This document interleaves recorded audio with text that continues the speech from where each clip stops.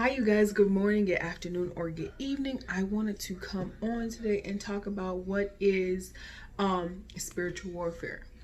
So we know that warfare in general is something that we are always going to go through. We're going to have to continue to fight. So it's more of a spiritual thing. What warfare is. Yes, it's physical in some sense, but I wanted to give you a breakdown, in the simplest form, what exactly is warfare. Um, so it is us fighting against the evil forces of darkness, principalities, powers, and high places. Ephesians 6 and 12 backs that up by saying, "For we do not wrestle against flesh and blood, but against principalities, against powers, against the rulers of darkness of this age, against spiritual hosts of wickedness in heavenly places." So, what does all that mean? So, that just means um, there are spiritual things that are going on behind us or around us in the heavenly places and on earth. So, that means before a situation manifests itself, it is going on in the spiritual realm where we can't see it.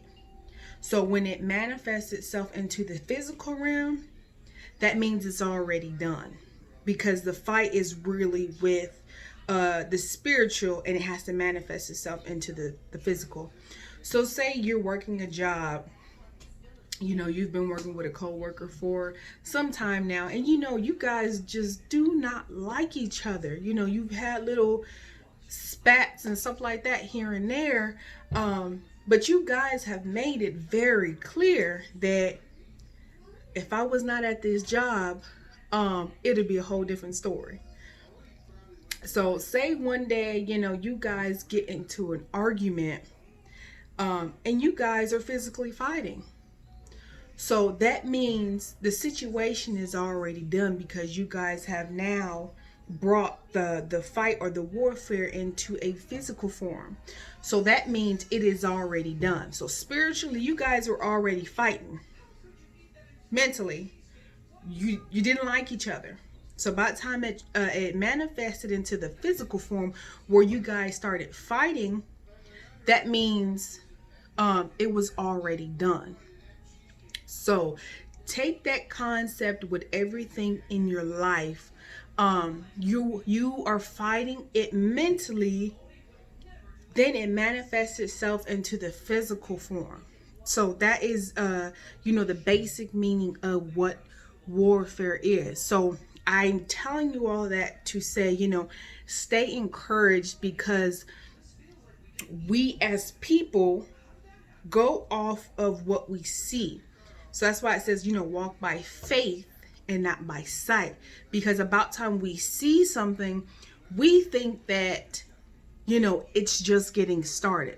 So when we see people fighting and, things going on, we feel like, this is just the beginning. No, this is really the end, because this is the manifested evidence of the ending, if that makes sense.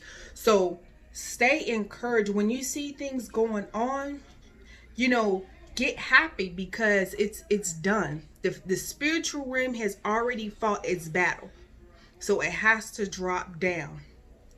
So with that being said, stay encouraged with everything that's going on. We always live for another day to make things better, to fight another fight.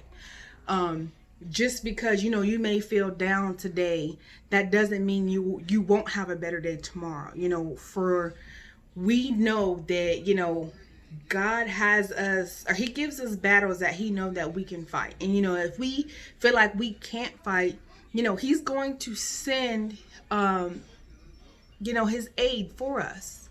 He's going to send his angels. He's going to send people, to direct us, to guide us, to help us in certain situations and things. So we know that we are never alone when we are going through. So with that being said, you guys, continue the good fight. Keep warring, keep pushing, keep striving, And if you're in warfare, more likely it's a good thing. You're doing something right. Unless, this is the flip side to warfare.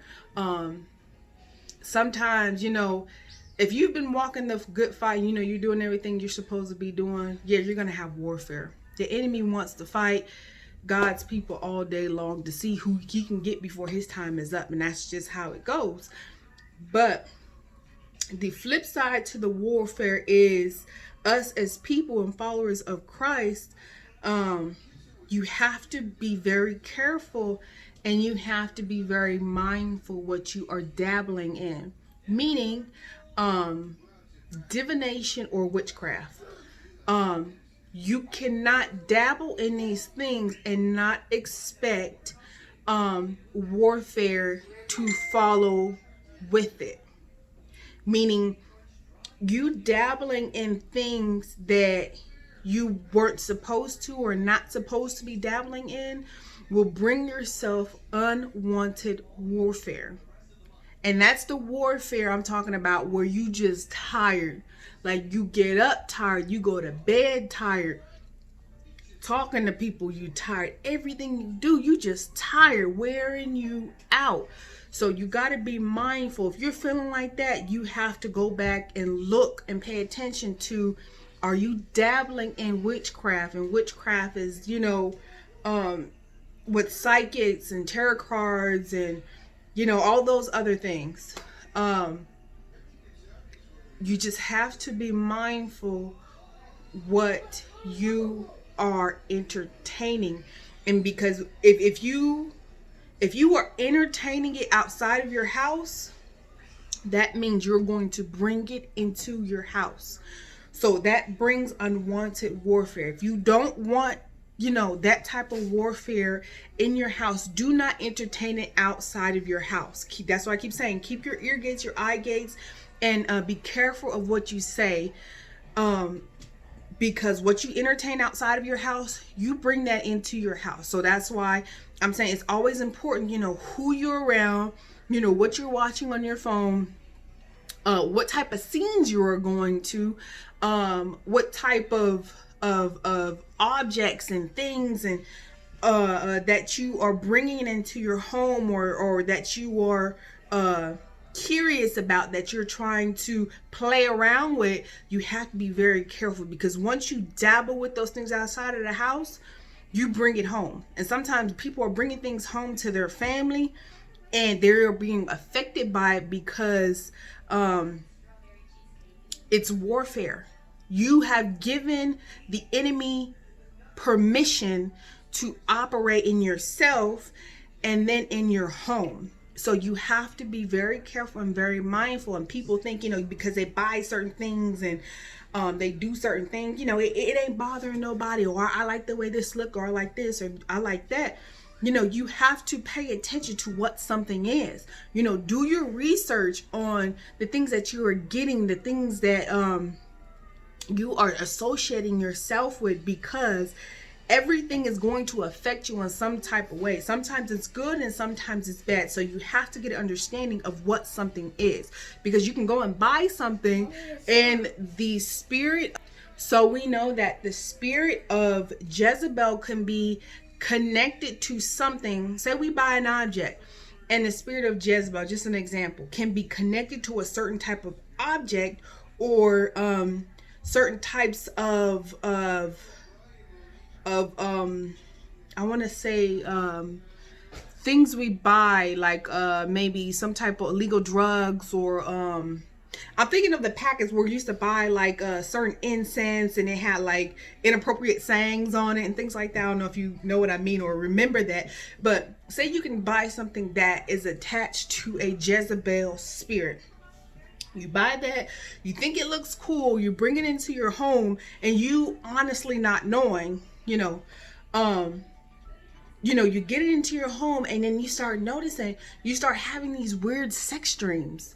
These dreams you're having sex with women, or you're having sex with men, or you've been having like these crazy thoughts or these crazy feelings, and you just like, this is weird for me. This is not something that I'm used to. I don't remember feeling like this. Or you start feeling like, this ain't me. This, I feel a little awkward.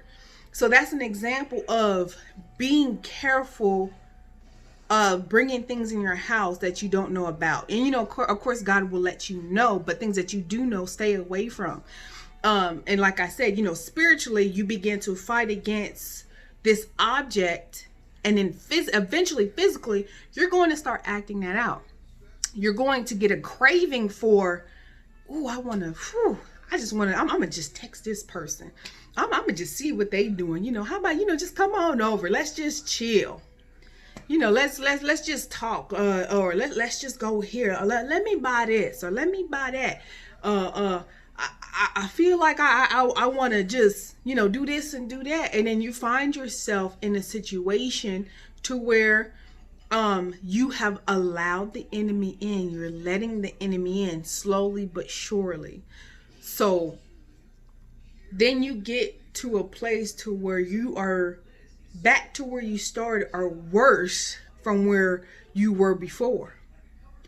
So be mindful of the things that you allow and the things that you entertain, because once you entertain it, that's the gateway. That is the gateway. And that's why I always say, and people are always like, why don't you do certain things, and why don't you do this, or why don't you do that? It ain't a big deal, and it ain't gonna hurt you, and this and that. Yes, it is. It's going to hurt me, because whatever I entertain outside of my house, it comes home with me. So people don't understand the boundaries and the type of discipline it takes to not do that. And I'm not saying, we are better than anybody, but it's that, you may want to or be curious about something, but the consequences of that is not worth, the things that you have built. So going forward, you have to continue to set boundaries, and boundaries for you, for your household, and for your family. Because once you do something and once you allow something, your whole house gets affected by it. So with that being said, keep your ear gates, your eye gates, and your mouth, closed, or be careful of what you're saying. Make sure that you're speaking life and you are not speaking death over yourself, over your family, or even somebody else's life. Because whatever you do, it's a consequence for it.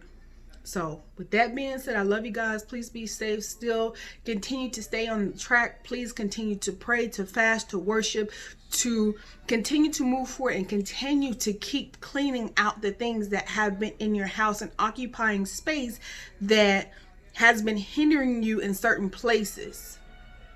Love you guys. Be safe.